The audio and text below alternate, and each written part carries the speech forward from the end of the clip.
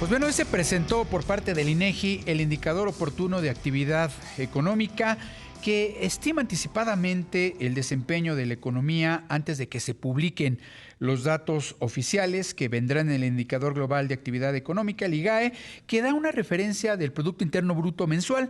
¿Qué es lo que reporta hoy el INEGI a través de la famosa IOAE? El indicador oportuno de actividad económica, que hay un crecimiento de la economía mexicana de 3% en septiembre con respecto al mismo mes de 2022, es decir, a septiembre de hace un año. Y hablar un poco más de este tema es importante, por lo cual me voy a enlazar rápidamente vía telefónica con Gerardo Leiva Parra. Él es el director general adjunto de investigación del INEGI. Gerardo, ¿cómo estás? Muy buenas noches. Paul, un gusto saludarte nuevamente. Muchas gracias, Gerardo, por tomarnos la llamada siempre. Oye, pues bueno, hay un incremento de 3% en el Producto Interno Bruto de la economía en septiembre, teniendo que en cuenta que es un indicador previo al oficial, pero a final de cuentas es muy cercano siempre a lo que se reporta y esto es un buen indicador para la economía mexicana, Gerardo. Es correcto, Paul, ya tenemos una racha bastante larga de variaciones positivas en ese sentido. Digamos, si consideramos la tendencia en los niveles del IGAE, pues tenemos como desde la segunda mitad de 2021 para acá, que venimos con una dinámica positiva similar a la que estamos reportando ahorita. El crecimiento de la actividad económica agregada del país pues está resultando incluso más fuerte de lo que se esperaba y pues cada vez las expectativas se van ajustando más a una tasa de crecimiento por encima del 3% para este año y eso lo vemos reflejado también en el indicador oportuno de la actividad económica para las actividades secundarias, que nos da Así es. un valor adelantado para septiembre de 4.8% en la variación anual, y para las terciarias, donde está cerca de 2%, 1.9%, pero pues en general estamos viendo una actividad económica pujante. Estamos viendo indicadores, por ejemplo, del consumo privado, también bastante positivos, ¿no? Para julio tenemos una tasa de 4.3% total, ¿no? Particularmente impulsada por el consumo privado de origen importado, pero también si te fijas, por ejemplo, en los datos de la confianza del consumidor están bien impresionantes porque estamos alcanzando niveles pues no vistos antes en la historia del indicador, ¿no? Y está cerca del umbral de 50, están ahorita en cuenta y 46.8% en los datos más cercanos, que son los de septiembre, y pues eso nos muestra que hay bastante confianza.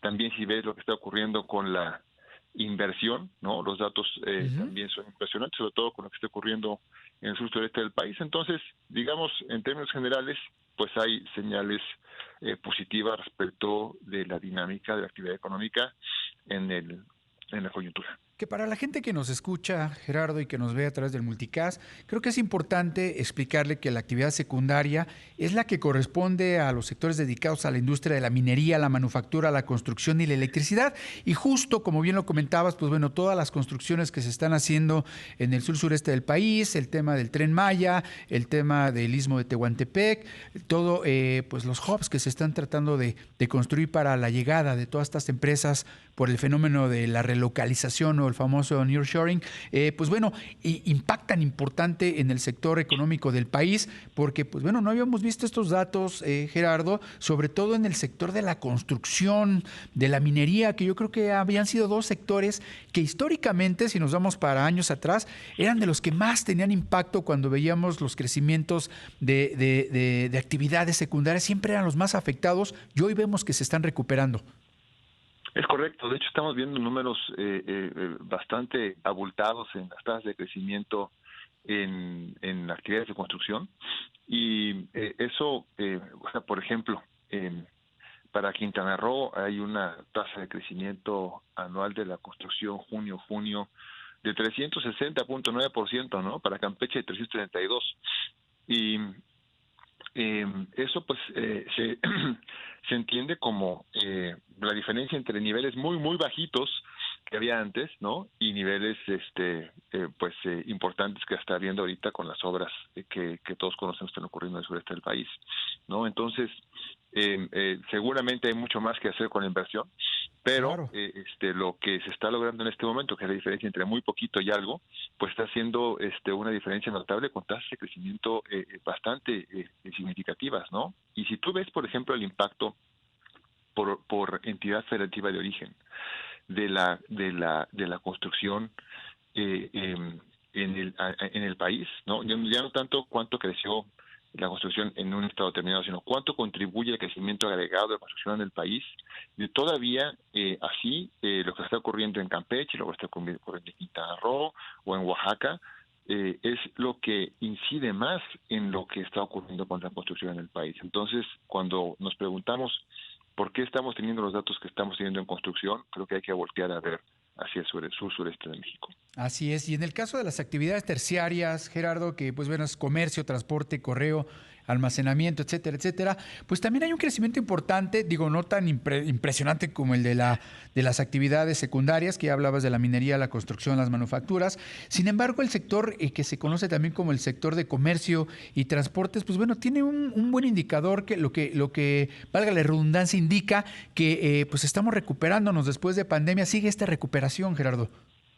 Es correcto, Paul. En algunas actividades que tardaron en reaccionar a la pues crisis del COVID le han dado impulso tardío al crecimiento del sector terciario, y todavía tenemos ahorita pues tasas pues cercanas, decíamos, al 2% para el mes de septiembre, arribita del 2%, 2,5% para agosto, en las actividades terciarias, y eso pues nos complementa este panorama de un crecimiento que sigue avanzando a tasas más o menos estables de 2,5-3% en los últimos el último par de años. Entonces,